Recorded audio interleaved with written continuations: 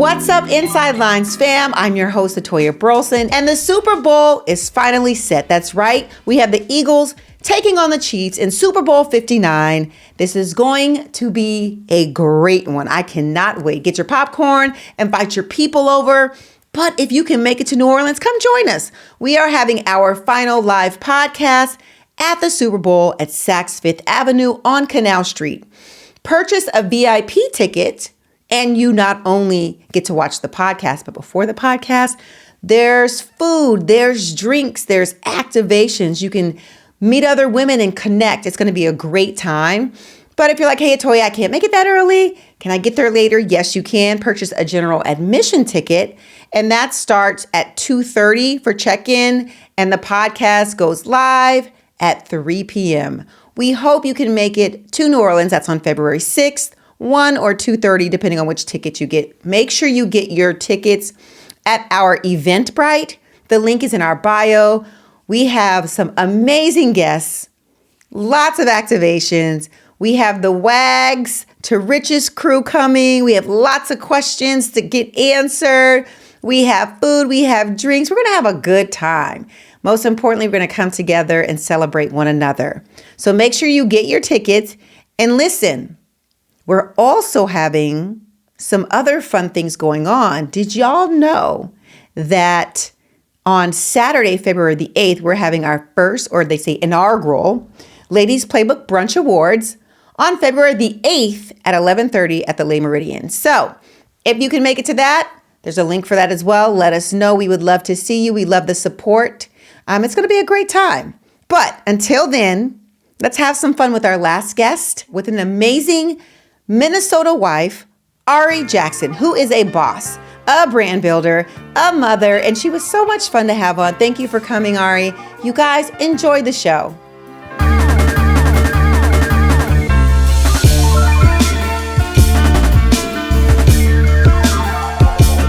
Podcast today. She is a powerhouse in the marketing and events world, known for crafting unforgettable experiences. She brings an innovative approach to everything from curating corporate conferences to driving marketing strategies for Fortune 500 companies. She is the former COO of a top consulting firm, the marketing chair on the executive board of Women of the NFL, and CEO of her firm, Novelist Muse. She is the wife of Vikings player Theo Jackson. Please welcome to the show, Ari Jackson. I'm excited to be here. Thank you. Thank you for coming on. It's been so great to hang out with you and get to know you. It's been really fun. I really enjoy the connectivity here and just the girlfriends and community that you guys have built here in Minnesota. So thank you for being on. Thank you for having me. And there's so much to talk about. I know. Where do we start? I know. There's so much that she's done and that she is doing. And I want to back it up a little bit and talk about how you got involved and what piqued your interest in the marketing world.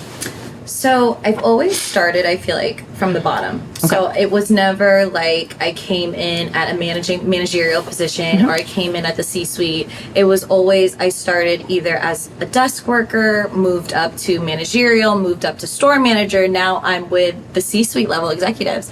So I feel like I've always stopped from the bottom, and I feel like that helped my marketing career and it helped shape it, because those are the voices that actually matter. Not saying that the leaders don't matter. I'm not saying that. I'm just saying that the people that make up your company and what sparks them, and also just the audience around them, that's why you have a company. That's why you have a big brand. So I feel like that kind of adds to my edge. A lot of people come from the top, but I kind of like came from the bottom in every brand that I worked with. So I feel like that's what's kind of like sparked my interest in marketing.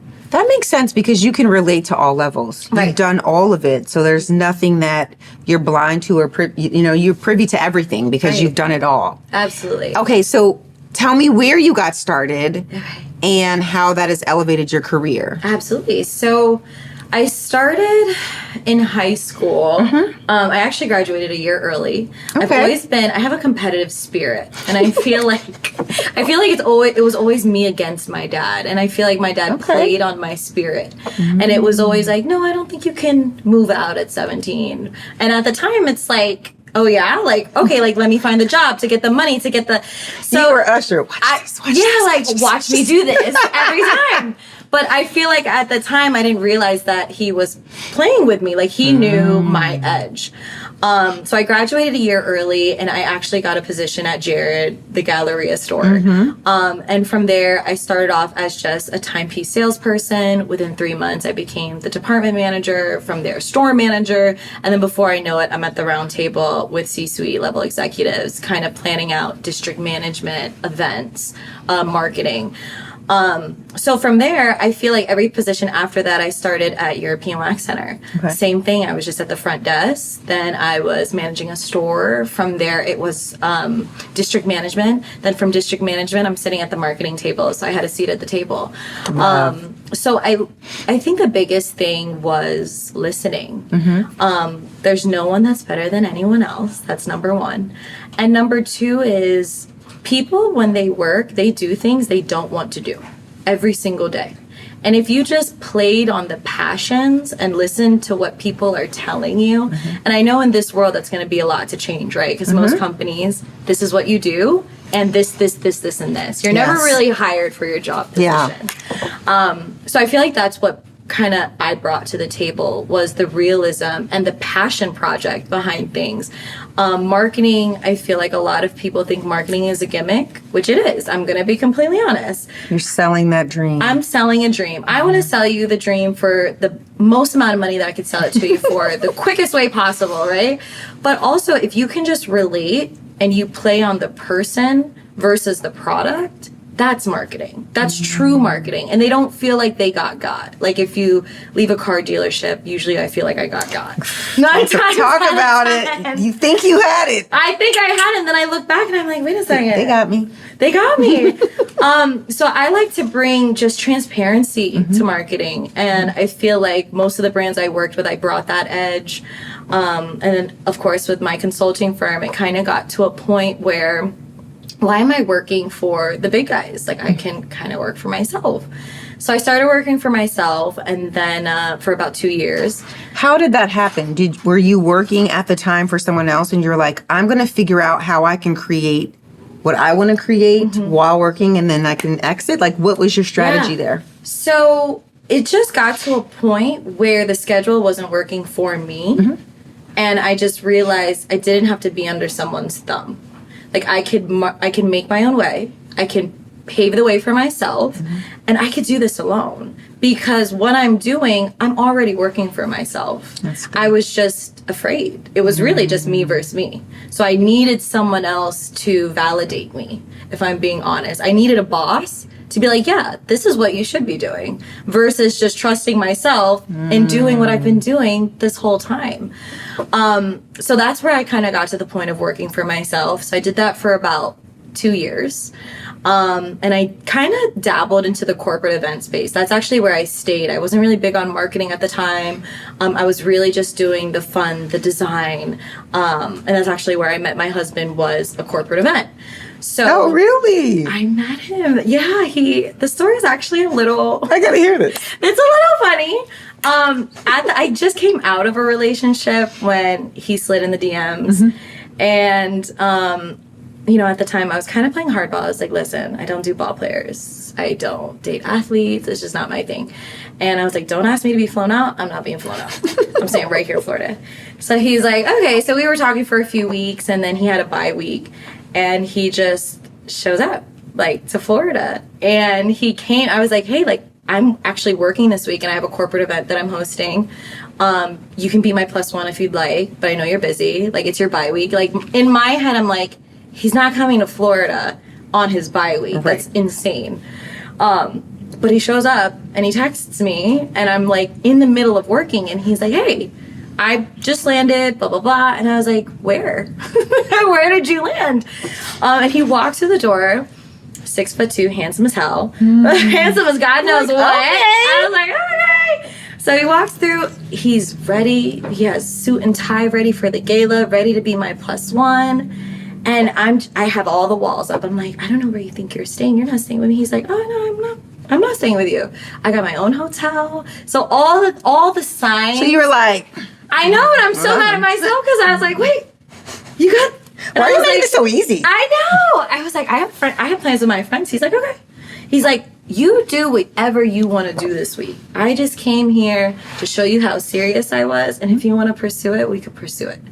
And that was the energy that like it like made me like the wall. Did the wall come down? The wall came all the way down, like below the floor. The wall was on the floor. So after that, I feel like it was pretty much a no-brainer, and I'm glad he actually went to that event, because he'll tell you to this day he fell in love with me watching me work, watching how I lit up the room, watching how I like worked with people and talked to people. So I feel like that was just made to happen despite my stubbornness. Like that needed to happen. Yeah. But yeah, so I pretty much was in the corporate event space. And then from there, I got sucked back into corporate. One of my clients was like, you have to be my COO. Like everything you do is spot on.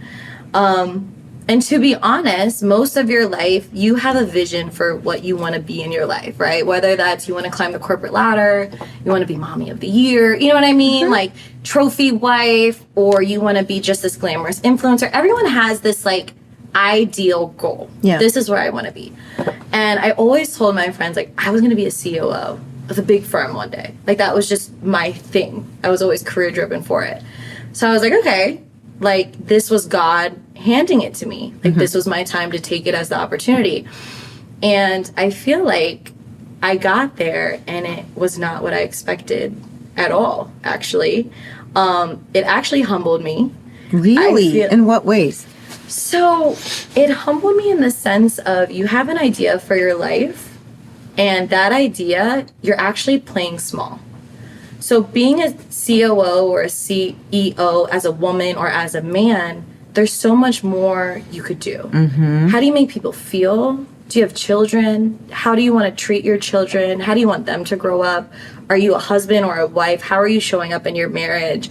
So it's like you have this one aspect of life and you're like, okay, I'm just going to work so hard to get there.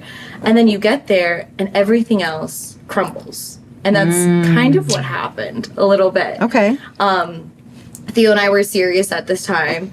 So I took the position, and for the first year in, it was fine. The first year, it's like everyone loves you. The honeymoon. It's the honeymoon phase. Like, oh, this is great. I got my own parking spot. This is so nice. Like, you're working hard for a parking spot. It's crazy. Right.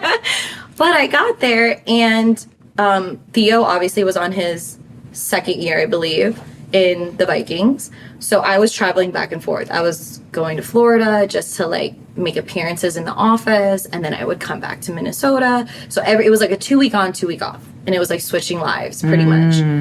Then you throw our 5-year-old in there, and you throw our 1-year-old Doberman in there, and then you throw in the fact that I'm married to an NFL player. So it started to get to a point where like I would snap on him all the time. And it was just like, well, I'm working as hard as you. And you're on the field, but I'm here and I'm being this wife and I'm also doing this.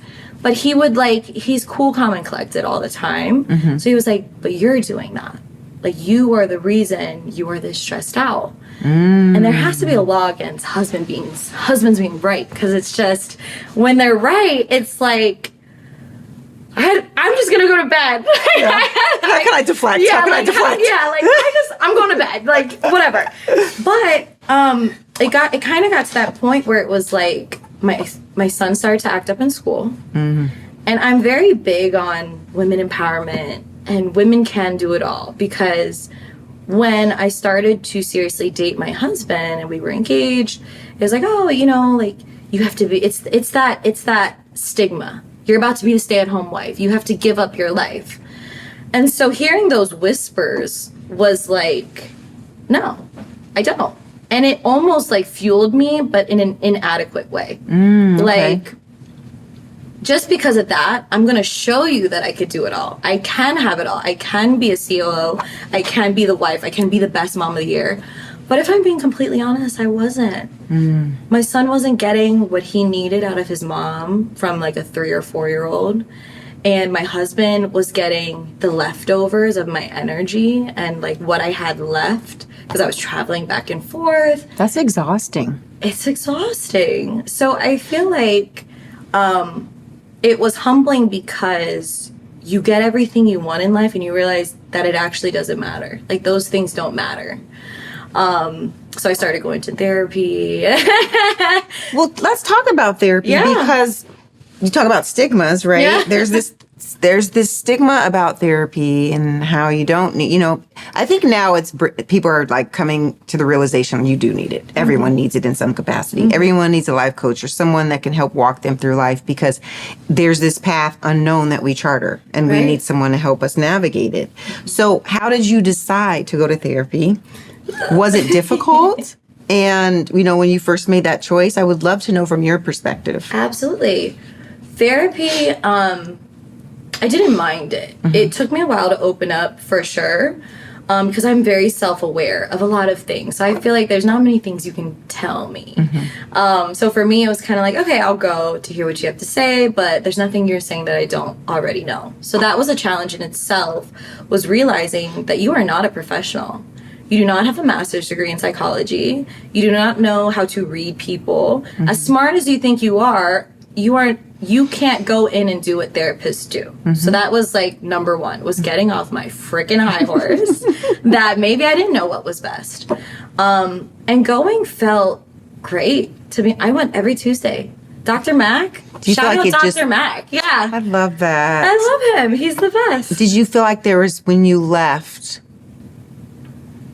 because I think about all the stressors that were inside of you. Do you feel like when you left there, you released a lot of that? Like it's like you're taking the luggage off your shoulders and you were so much lighter? Yeah, I felt lighter and I felt like I had a mission. Every time after, like, he had something for me to do, and it's like, you go through life and you get busy and you don't work on yourself, especially moms. Like, we know that better than anyone. You got the kids this and soccer and basketball, and then you're trying to go to the gym. Fill all everyone else's cups. Else, and you got the game, and then God forbid, do you know what you're wearing for the game? Just all this stuff, and you forget, like, personal development. So every time I got out of our session, it was like, I just want you to work on this for the next week. Like, if you feel like you're getting an anxiety attack, if you feel like you're getting too much. And what I loved most about therapy is they show you the other side. So he would say, what is your biggest fear with not being a COO? And I was like, I worked my whole life to be this. I'm not going to give it up. He's like, but what if your life is bigger than this? What if you were just the best mom in the world? What if you were the best wife in the world? Like, he kind of, therapy, I feel like, gives you the other side of the limiting beliefs that you personally have just been brought up with. Yeah. So it was a lot of, what's the worst that can happen? That's really his phrase with me was, what's the worst that can happen? And we would cover everything. Finances. Will you be fine financially? And I'm like, well, yeah, of course we'll be fine financially. Okay. Will your son be fine if you spent more time with him because you're not working all the time? Of course he would love that. So it's like running through, like, all the things we think is the worst thing ever really actually doesn't even matter. That's good. So when you, like, release that pressure, because we're constantly under pressure every single day, when you release that pressure, you start to actually, like, you can breathe. Like, you feel free again. So for me, that was therapy every Tuesday at 4 o'clock. I love that. Did you feel like you were having anxiety because you were trying to balance it all? Yes. I didn't want to. I don't ask for help. I don't like to let people, like, I'm the friend that everyone goes to. And I'm actually trying that. One of my friends, Sam, she was like, can you just be vulnerable this year? You're pregnant. You're very pregnant. And you're traveling back and forth still, because I still go to Florida a lot. And it was really just letting that go. It was really just, the anxiety was trying to be perfect, trying to be good at everything, but all at the same time. That's when I got my first anxiety attack on a plane. So I thought legit the plane was crashing. Like, that's how I felt. Like, I couldn't breathe. I could not, never had an anxiety attack before. That was the first one ever last year. I couldn't scream. Like, I wanted to scream, couldn't scream. I'm, like, holding onto my chair like this, like, sweating bullets. Wow. And I get off the plane, I call Theo, and I'm just, like, like, overwhelming tears. And he's like, if you think a job is worth this, it's not. And there's not many things that really are when you think of it. But yeah, the anxiety was definitely coming from trying to balance everything at once, for sure. Do you feel like your husband wanted you to let go? And do you think because of that it was harder to do it? Yeah. I think my husband is the most patient, understanding, and that's why he's my husband, right? Yeah. I feel like every man has tried to not dominate me, but I feel like they've tried to control me in a sense because they see this spirit that's so powerful and so outgoing. And I feel like for some men, it's a prize to control them. Talk about yes. that, girl. That's another episode. Right? That's a whole other episode. Yes. But Theo is like, here's where I stand. Here's what I'm worried about. But he knows who he married. So he knows that I'm very headstrong and I'm going to make my decision ultimately at the end. So I loved the support he gave me, but that did make it harder because it was like, I don't want to conform. But he made it like, this isn't conforming. He's like, I'm not living in your body. You're suffering. I'm not suffering. I'm suffering because I'm watching you externally. But you're really the one going through this. So if you want to continue to do this to yourself, that's a detriment to you. So, I know, right? Like when what? Right? Stop. Why are you making sense? I can't even argue with that. I'm going to bed. That's it. I'm going to bed. Turn off all. It's like 7 p.m. I'm going to bed. But yeah, so it made it hard. But the anxiety attacks was actually the thing I think I put in my 2 weeks, like a month later. Because once it started to affect my health, I feel like 90s babies and 80s babies, right? Mental health is a myth. It really is. Yeah. We were brought up that, you have anxiety today? Yeah. If you don't get your backpack and get to school because you about to miss the bus. There was no... You'll be all right. Right. Here's your lunch. There's no mental health. So for me, it's like, babe, like, what's anxiety? Like, stop. I'm stressed out because I'm a mom and I'm a wife and I'm all these things. That's just normal. But once it actually affects your body and you start to physically feel ill because of stress, that's a big deal. It is. It's huge. It's a big deal. And that's when I was like, okay, something has to give. Yeah. I was talking to my friend and I asked her, she was having a very hard time with letting go as well. Yeah. She's like, I worked so hard to get here. And I did it, and I know I have the kids and I know I have my job and I know I have my husband. She's like, but I just worked so hard to get here and I don't want to depend on him. And that was her thing, I think. And I think she realized I wanted to always have my own and have my thing. So no matter what, I felt like I was good. She's like, and not even saying that anything's wrong, but I just wanted to always have my own. Yeah, and that was another thing too. But when you get married, there's a 3-chord. It's you, your husband, and God. And that's really it. And, he kind of said, we can't get married if you can't lean on me. Because we're one. As of right now, your stresses are my stresses, his stresses are my stresses. And that was also another one too, was that was the biggest thing. I'm Filipino, so we're extremely independent, super big on education. Asians, it's no, nothing less than an A, right? Don't come home with anything less than an A. And even when I started dating Theo, my mom would, and God bless her, because she just comes from a good place, never stop working. Never stop working. You need to always have your own thing, no matter what. But then I started to realize that her traumas aren't my traumas. That part. That's number one. And number two is with the right man, I don't need to work a day in my life if I really don't have to. If I'm being honest. Yeah. And if I work, it should be out of passion. Yeah. Not pride or having to. So yeah, I feel like that was a big one too, was I have control issues, I'll say that. Yeah. I used to, I'm working on them, but yeah, the other one was I wanted to have my own thing. Yeah. And I wanted to, if God forbid anything happened with Theo and I'm good, but then it's you're counting on the failure. And that was another mindset I had to shift as well is, but what if it all goes right? What if this is your husband till you're 90? Yeah. We have to shift because all we do is think about, if you scan your thoughts in a day, all you think about is the worst case scenario and imagine the impact that has on your day-to-day, your manifestation, everything. Yeah. So I feel like that was a big one too. Yeah, I think about what even, you talk about working so hard to get there and then you have your family and I had to basically changed my mindset to, I might not, like to your point, I was the COO here. Yeah. You know, I worked so hard to get here. You can be that in your home. Right. Because you're basically doing that. And you're managing multiple people, right? Multiple personalities. Right? There's always something going wrong that you have to put out fires. Yeah. You're doing that, but in a different space. And it's not forever. Right. That's what we think. 100%. Like, oh gosh, I have to be this for the rest of my life. Like, I'm here to tell you, it goes so fast. Right. And that's honestly after I put in my 2 weeks and I started working for myself. And another thing was, you know, like the finances. Like, you want to reach a certain status in life. And being a COO gave me that. And God has blessed us, me specifically, my business. I started working for myself again and I'm making just as much. So for me, it was like just to let go and just to breathe and just to actually trust the plan, because they have this meme and it's like my plan's like one rose and it's like God's plan is like 36 roses.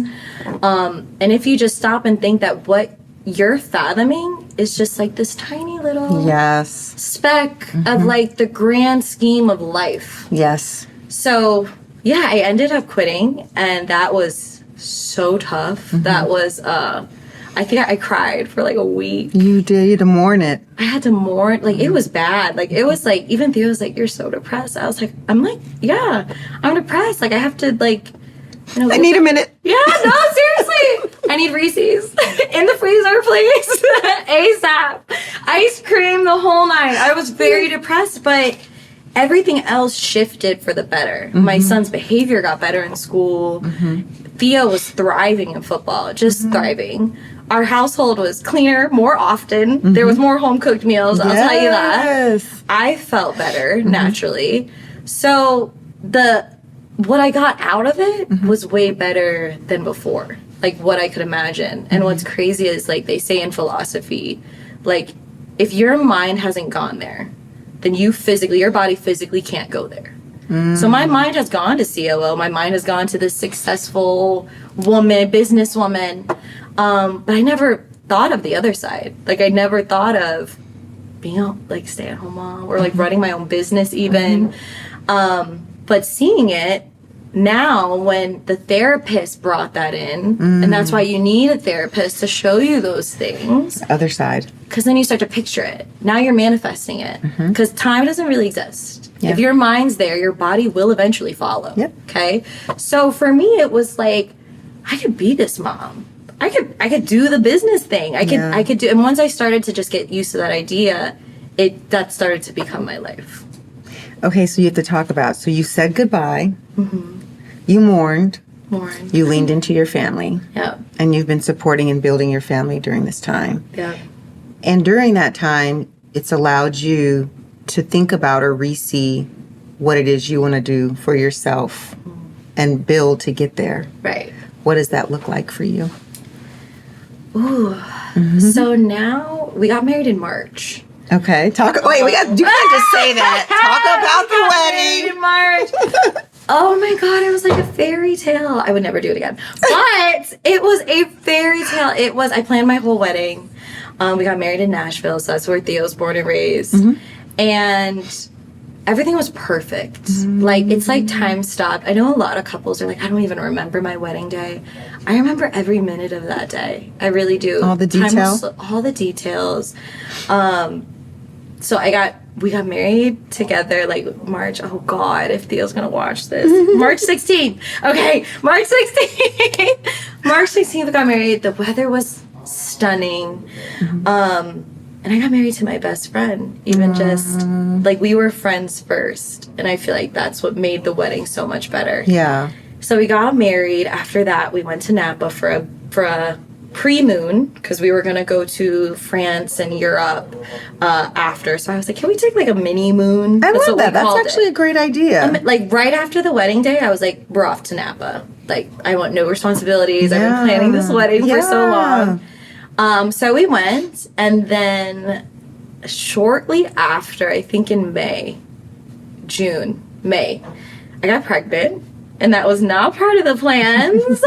So we're sitting here 5 months pregnant. But I feel like that pregnancy shifted my mindset too.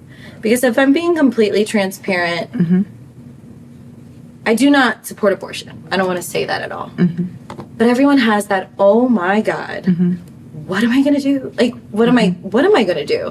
And you start to think of all your options. And I hated that my mind went there. Yeah.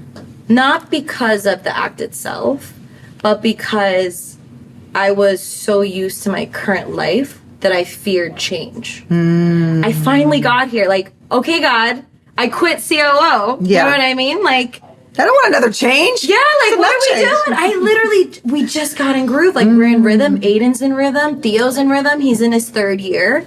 We are finally in rhythm. And I'm pregnant. Like, what? Like, I can't do, like, I just got over, like, a monumental shift. Yeah.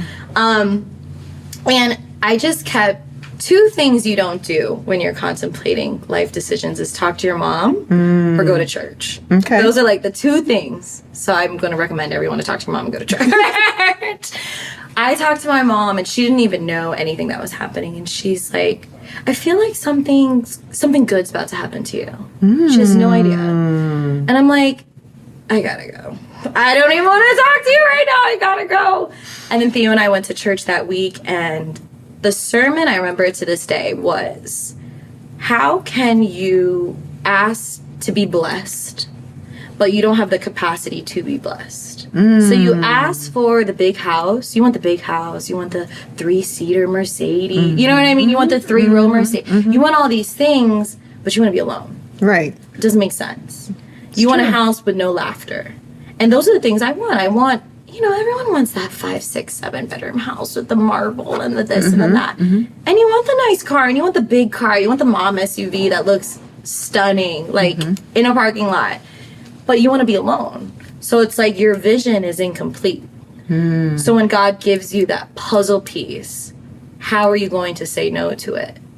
So went to church that day. Right. I had to breathe. I was like, okay. Told Theo, I was like, we're having a baby. We're having the babe. So that was a big mind shift for me too, because it was like, I'm way bigger than all these things, and I really am just this tiny, not saying I am physically this tiny speck, but how I think of my own life is like nothing in comparison to like what I'm capable of being, what I'm capable of doing. Yeah. So that was a huge mindset. So I feel like now moving forward, my business is a huge part of me, but I've learned corporate trauma is not going to hold me anymore. If my family needs me, hey, I got to cancel the meeting today. I can't today. Hey, I need 2-3 days. Theo got injured, God forbid, right? I need to be there for him. My son's graduating this week. I'm off the clock. Like, so I feel like that was great. My biggest thing is my business. Bigger thing now is my family, my little one that we have expecting. And then, of course, I'm the marketing chair of Women of the NFL, which is also just a great outlet and a great organization as well, that I'm a part of. So right now, it's just balancing healthily. Like, I want to balance in a healthy manner with my family and God first. Everything else really doesn't matter to me, if I'm being completely honest. If you stress me out, I'm out the door. I'm out the door. Instantly. Yeah, that's good. And I think about the stories that you've told and what you've explained here. And I see God showing you that his vision is bigger than yours. Yeah. and not just bigger, but better. Right. And to your point, you talked about, you know, just being in this narrow space of how we see things, this singular tunnel vision of I just want to do this, and God's like, but what if you could do this and have this and have that, right? Yeah. And so it's a testament to his plan is always bigger and better than ours. Even when we think we know it all. Even when we think, you know, and you started off talking about your dad, and you were saying how your dad always saw this competitive edge in you, and I think a piece of that you had to let go of. That competitive edge was holding me back hostage and stressing you. Yeah. And you're like, okay, it served its purpose. I did all these wonderful things. Now I have to let that go a little bit and trust a different space of, you know. And honestly, take the back seat. Like that was a big one. My mom said, she's like, you've always been in the front seat your whole life, driving your own car. You've always driven your life how you wanted it to your beat to your drum. And when she met Theo, she's a firecracker. But when she met Theo, she was like, you're going to have to take the back seat for this man because he will lead you and you can trust him to lead you. Because that was always my biggest thing too, is I felt like I could lead better than anyone I was with. It didn't matter. It didn't matter who I was with. I'm leading. I'm at least leading myself, right? But with Theo, it was like, this isn't going to work. Unfortunately. You have to take the back seat, because my mom's like, are you going to ask Theo to quit the NFL? Like, are you insane?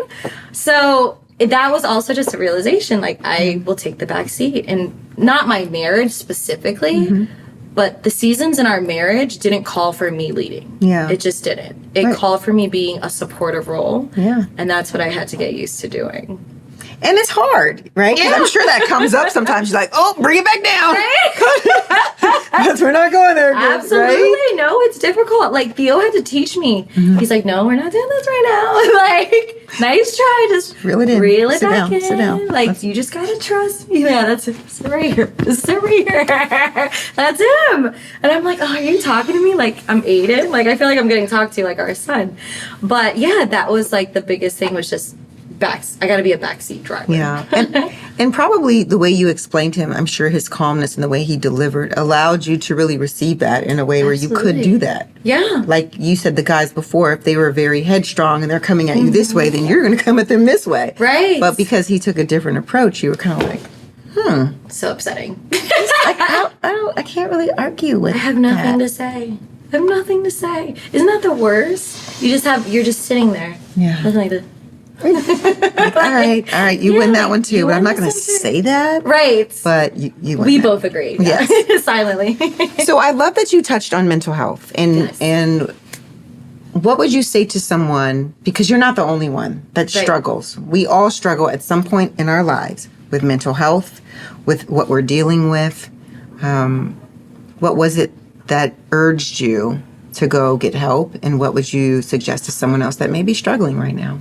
So 2 things urged me to get help. It was the fact that it was affecting my loved ones. That was the biggest one. Theo and I were fighting more. My son was misbehaving, which is, I feel like there's so many elements that contribute to a kid misbehaving, you know? But I feel like it does stem from home. There's a lot of things that stem from home. So the biggest thing was seeing how it affected my loved ones. Because when you're in the trenches, you keep going because you're only affecting you, so it didn't matter. So if I was losing sleep or, you know, it's like, okay, I can do this. I can keep going. But once it starts affecting your loved ones externally, that's when it starts to affect you and you're like, okay. So that was number 1.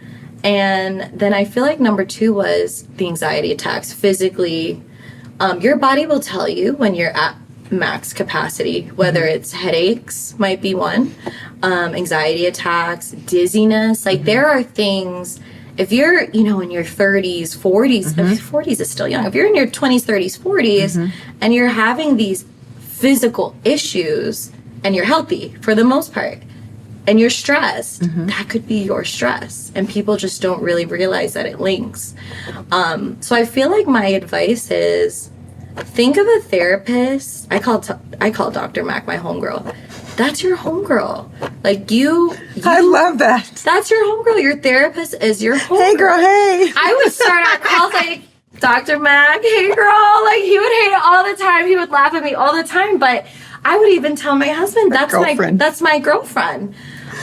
And look at how you speak to your girlfriends when you go to wine nights, when you go have girl nights, whatever the case is. You flow so easily, and they're not professionals. And although they're there for support and they can help you, they're not there to challenge your beliefs. At least not most of your friends are, right? And to kind of reframe your thinking. So therapy for me was like, I was talking to a homegirl. Yeah. One time I brought wine. Like I had wine and I was like, hey, Dr. Mike, like, and he was totally okay with it. It's like therapy is not you sitting in a sterile white room. Yes. Being observed. I know what people think like it a is. shrink light. Yeah. Tell me more. It's not like Dr. Mike doesn't even have a notebook. Yeah. The therapist misconception needs to be stopped. I agree. It needs to be stopped. And if you just talk about, like, we would just talk about the week. Like, hey, like, you know what? I had a fight with Theo this week. Okay. Do you want to talk about it? Not really.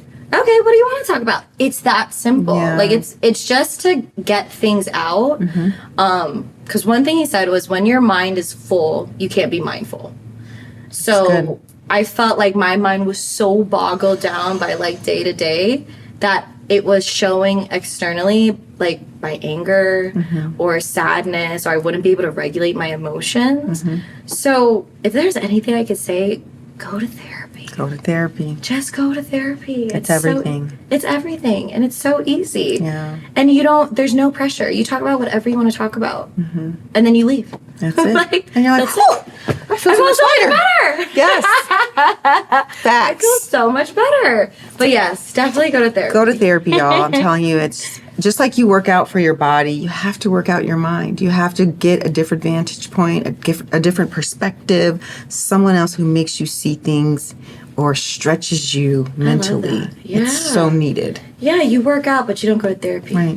That makes no sense. 100%. All right. You ready to play the 2-minute drill? Oh, let's do the 2-minute drill. Okay. Let's do it. So you know how it works. So Okay. I always start with the first question. It's always the same, and I end with the last question. So we'll start. Okay. Name your favorite sports team. My husband's here. It's... I'm not gonna lie, it's Baltimore Ravens, but not anymore. And let me back it up first before people are like, oh my God. No, it's the Baltimore Ravens because my dad took me to the 2000 Super Bowl. I saw Ray Lewis do his dance. We're from Baltimore, so they were my team. But when I met my husband, it's Skull Vikes. Skull Vikes. All Love the it. way. Okay, would you say video content or written content? Video. Okay. Webinars or in-person events? Ugh, webinars are the worst. In person, I need people. Yes, connection. Yes. Traditional marketing or digital marketing? Ooh, traditional. All right. Trendy pieces or timeless classics? Timeless classics. All right, everybody wants to know fashion-wise, Chanel or Dior? Chanel, baby. Come on. Come on. Okay, customer testimonials or case studies? Ooh, customer's always right. Customer testimonials. That's good. Okay, if you could tell your younger self anything, what would it be? You're going to be a COO and you're going to hate it. So let's broaden our horizon. That's what I would tell her. That's for really sure. good. I love that. And last question, what is next for you? Ooh. What is next for me is to just be Arrow and Aiden's mom and Theo's wife. And everything else is just going to be a bonus for me. I feel like that's what's next. It's just to focus on the family. Amen to that. Yeah. It goes fast. And it goes fast. It does. Thank you so much for joining. Thank That was you. beautiful. You did such an amazing job. Thank you. Oh, loved it. All right. That's It's a Inside wrap. Lines. Thanks for listening. All right. Well, that's our show. For the latest on the Inside Lines podcast, make sure to follow on both Instagram and Facebook. You can also check out the website, InsideLinesPodcast.com, and listen to your favorite episode. Lastly, check out the YouTube page, Inside Lines Podcast, and make sure to subscribe and hit the bell so that you know when a new episode comes out. And please, leave an amazing 5-star review online and let us know who you'd like to hear on Inside Lines Podcast. Until next time, leave it all out on the field. Thanks for listening.